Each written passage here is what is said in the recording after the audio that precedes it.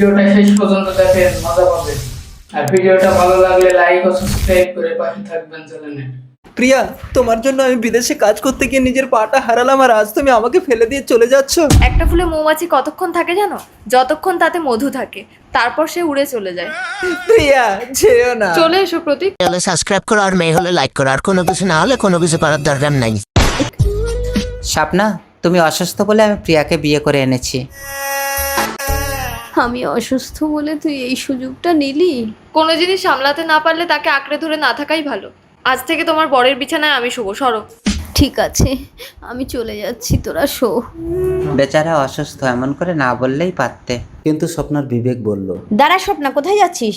জীবনে যত ঝড়ই আসুক না কেন, নিজের জায়গায় সবসময় শক্ত হয়ে দাঁড়িয়ে থাকতে হয়। দেখবি একদিন সমস্ত দুর্যোগ তোর পায়ের তলায় মূর্ছে পড়বে। ঠিক আছে, তাহলে আমি আমার স্বামীর ঘর ছেড়ে যাব না।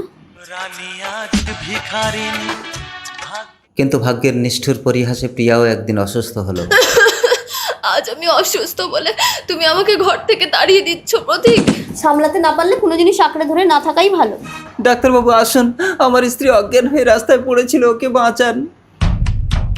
একই, এত লোহিত কণিকা সব নষ্ট হয়ে গেছে। একে যদি কেউ ব্লাড ট্রান্সফার করে তবে একে বাঁচানো সম্ভব। ডাক্তারবাবু, আমি দেবো আমার নিজের শরীর থেকে রক্ত, ওকে, ওকে। বাঁচান। রক্ত দেওয়ার পর এ কি, আমি সুস্থ হলাম কি করে? তোমাকে আমি সুস্থ করেছি প্রিয়া। আমাকে তুমি ক্ষমা করে দাও স্বামী। দেখেছো প্রিয়া, আজ তুমি অসুস্থ বলেও তোমাকে ফেলে দিয়ে গেল।